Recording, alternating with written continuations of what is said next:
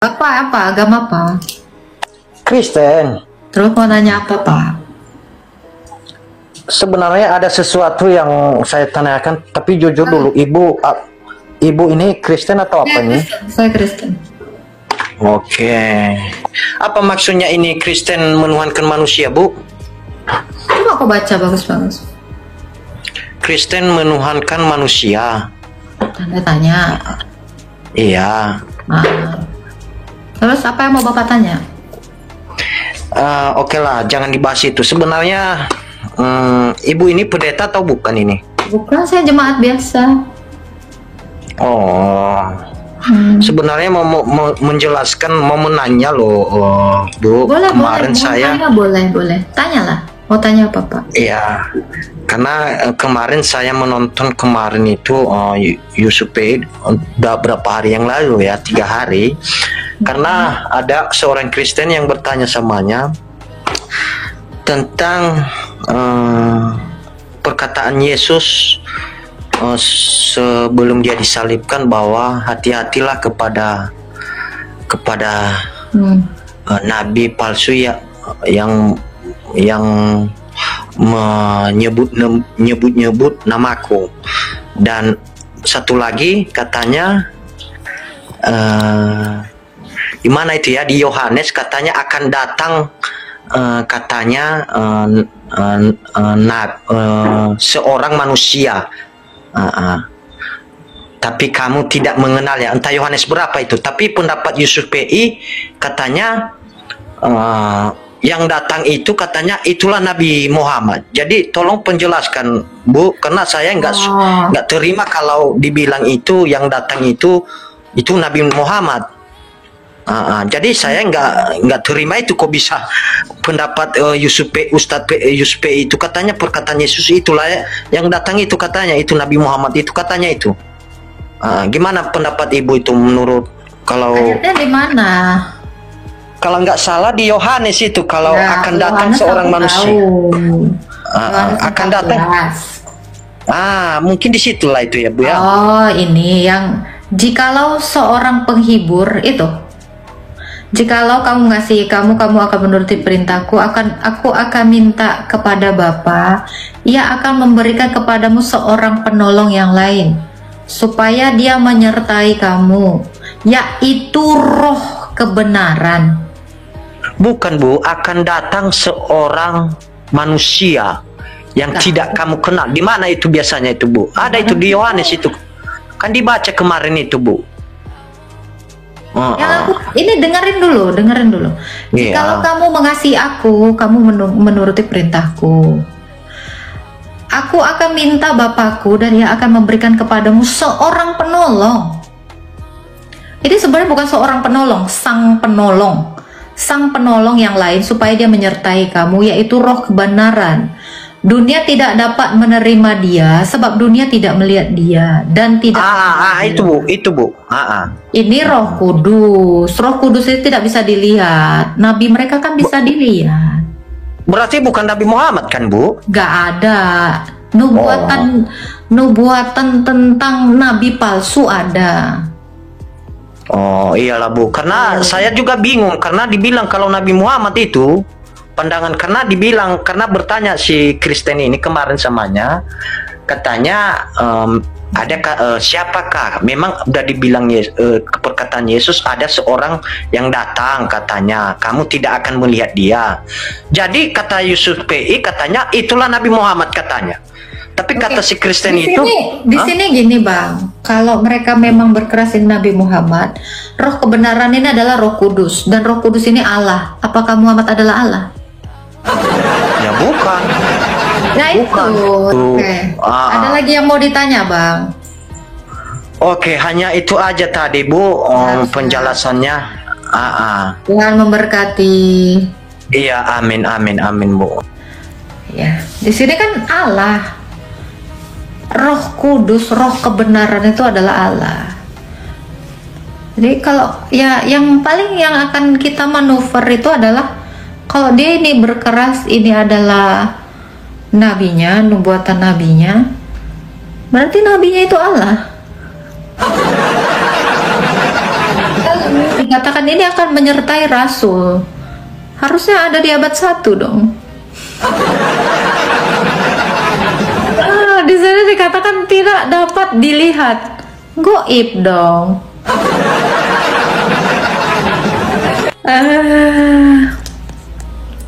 Kak Agatha, hati-hati orang nih ngaku-ngaku Kristen. Gak apa-apa, bisa kita jawab.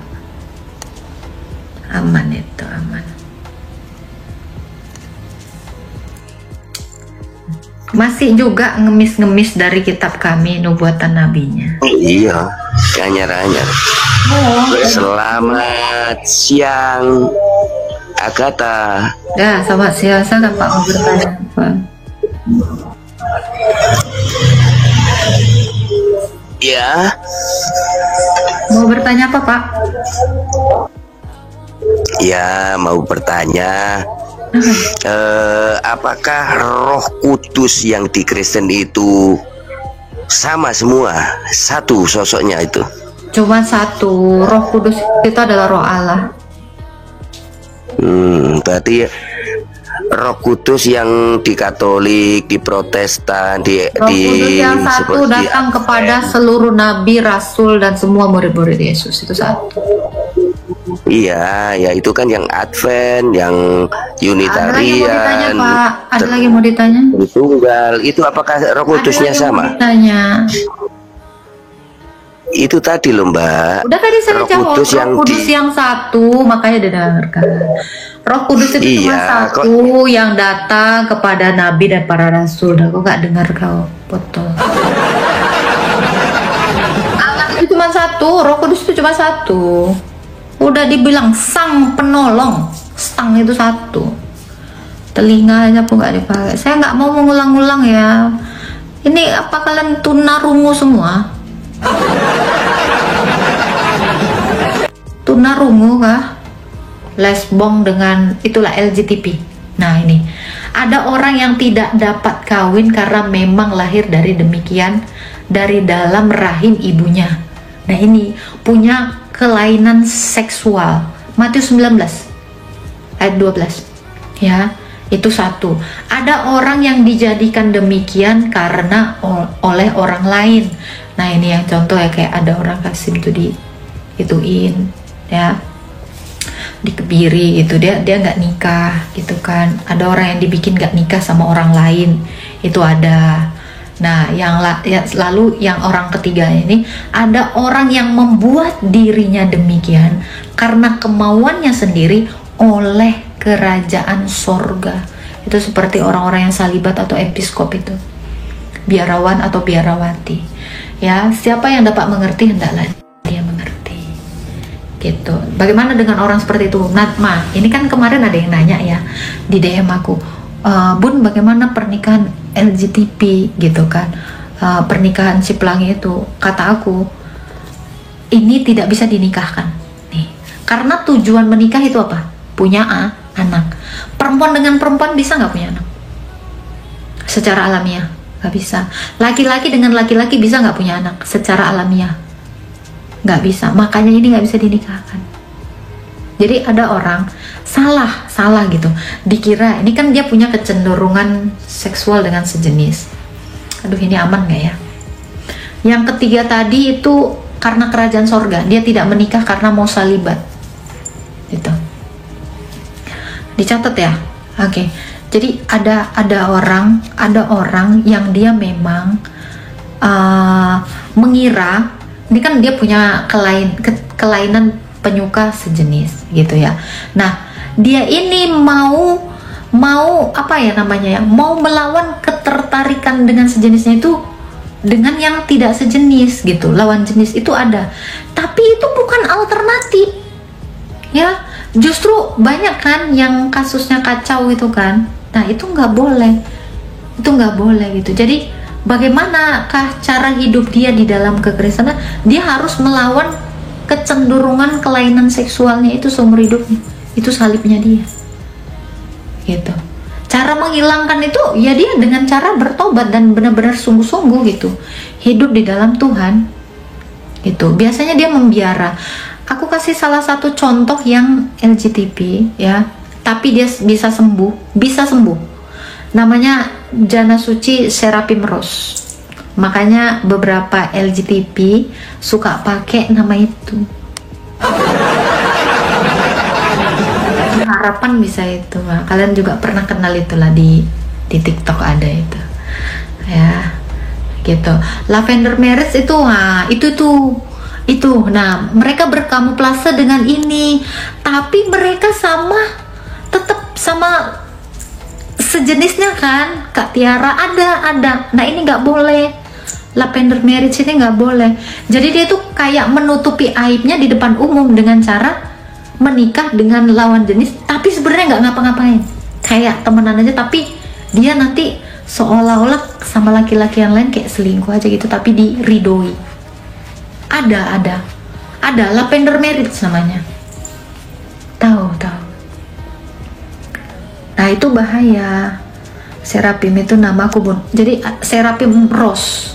Kenapa nama dia Seraphim Rose? Jadi nama jana suci yang, jadi dia ini kan dia suka laki gitu kan. Yang disukainya ini ortodoks gitu kan. Akhirnya dia masuk ortodoks, dia malah bertobat di situ. Nah, nama dia itu Seraphim, nama baptisnya itu Seraphim. Seumur hidupnya dia itu melawan keinginannya dengan membiara, dan dia itu melawan kemauannya itu untuk sama laki-laki. Di situ dia berjuang, dan akhirnya tuh dia bisa bertobat di situ dan menjadi orang suci gitu. Bahkan ketika dia dikuburkan, kuburannya itu mengeluarkan aroma mawar. Makanya dia dijuluki namanya itu jana suci Seraphim Rose. Gitu. Dan dia itu menjadi orang yang sangat dibutuhkan doanya untuk orang-orang yang kasulnya LGTB tadi. Gitu. Tujuannya memang ya untuk nutup aib, dan itu nggak dibenarkan itu. Lavender Marriage itu. Baptisan Krisma kalau di Katolik apa namanya? Sama, baptisan dan Krisma. Itu sama, Bang Kopi. Donin. Apa pendapat kakak tentang sumut plotila? Nggak tahu aku sumut plotila apa. Nggak ngerti aku. Kalau suami istri memutuskan untuk child free, apakah berdosa, Bun? Dilihat dulu alasannya child free itu apa. Biasanya itu akan konsultasi kepada Romo, tetapi secara kekristenan itu memang nggak boleh. Cuman kalau ada pertimbangannya, misal ada kelainan mental dari salah satu pasangannya, itu boleh gitu. Jadi dilihat dulu kasusnya apa alasan dia untuk memutuskan child free gitu, daripada nanti diterlantarkan ya, seperti itu. Biasanya itu akan dilakukan konseling dengan Romo gitu, Kak De. Memang ada orang lahir dari kelainan seksual itu, adalah yang misalnya kayak gak usah ya, yang dia ke cewek-cewekan itu dia dari lahir. Itu kelainan dari lahir. Itu udah dari dalam perut orang tuanya itu. Jadi bukan karena ikutan nimbrung ketularan jadi, bukan. Itu memang dari lahir itu. Dia punya kelainan seperti itu, dan itu ada kan, betul kan, ada kecenderungan cenderung tertarik dengan sejenisnya, itu tuh ada. Oscar Lawalata ya, itu Oscar Lawalata ya, iya itu. Artinya bertentangan dengan ajaran Kristen? Enggak, itu ada. Apa yang mana, Kak? Kristen ya, Bun, untuk lavender? Iya, itu bertentangan, betul. Jadi gini ya, ini kan penipuan, dan perkawinan itu tidak untuk menipu, karena perkawinan itu diikat ya, itu unit dari Tritunggal. Perkawinan Kristen itu unit dari Tritunggal, berarti ada perempuan, ada laki-laki, dan ada Allah. Itu menyatukan tiga ini. Jadi perkawinan di dalam ortodoks itu bukan laki sama perempuan aja, tapi dinikahkan juga dengan Allah. Makanya nggak bisa kita sembarangan mengikat janji dengan Allah itu. Itulah makanya dikatakan perkawinan itu sakramen, bukan pemberkatan, sakramen. Gitu. Bun, kalau sakramen pengakuan dosa ke Romo atau berdoa sendiri kepada Tuhan Yesus. Sakramen pengakuan dosa itu kepada imam. Sama seperti sama seperti Daud yang mengaku dosanya kepada Nathan. Nah, Nathan mengatakan dosamu sudah diampuni, tetapi bukan aku yang mengampuni, melainkan Tuhan. Itu. Jadi sakramen pengakuan dosa itu harus ada saksi. Jadi kamu melakukan pengakuan dosa di depan imam, disaksikan jemaat kepada Tuhan Yesus. Malunya luar biasa ya. Gitu, makanya jangan berbuat dosa, berat kali memang. Bayangkan malunya itu ya. Tapi kan kita harus menahan malu itu, harus membiarkan malu itu loh, daripada kamu dosa kamu masih ngegantung sama kamu. Mau? Iya, malu banget. Tapi yang kita pikirkan dosa kita hilang atau mau kita pendam sendiri, karena kalau dosa itu kita tidak akui, ya dosamu itu masih tetap ada padamu. Serius. Ini kan kata Alkitab. Malunya banget, makanya jangan buat dosa. Aku apalagi, entah seberapa banyak kemaluanku. Ya, berzina, bahkan berzina dalam hati pun kau harus akui itu dosa kau, dan itu di depan malunya. Terima kasih jawabannya, sama-sama. Iyalah, sampai Romo masuk kamu apa kata berzina kau.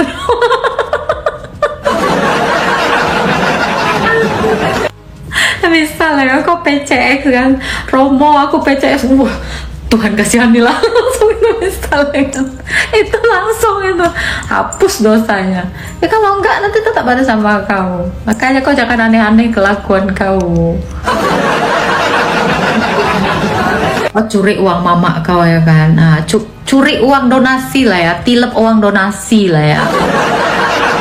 Kau tuh memang orang ortodok, terus kau curi uang donasi orang, kau masuk ke kantong kau, nggak ngaku dosa, kau mampus lah kau seumur hidup. Harus ngaku dosa kau, makanya nggak boleh sembarangan di sini. Gitu. Itulah berat lah memang. Serempet bun, nggak ada loh. Iya, jadi apa aja gitu. Kau bohong pun kau akui itu semua. Aku marah-marah Romo di live. Sabar-sabar ya kata. Banyak-banyak sembahyang. Nanti aku dosa lagi, itu lagi dosanya. Apalagi lihat Pak santri, astaga Tuhan, kayak gitu juga ya kan, nggak ada lah kayak gitu. Aku jual sertifikat tanah diam-diam, bu, ngaku dosa kau, tak ngaku dosa kau itu ada tetap sama kau.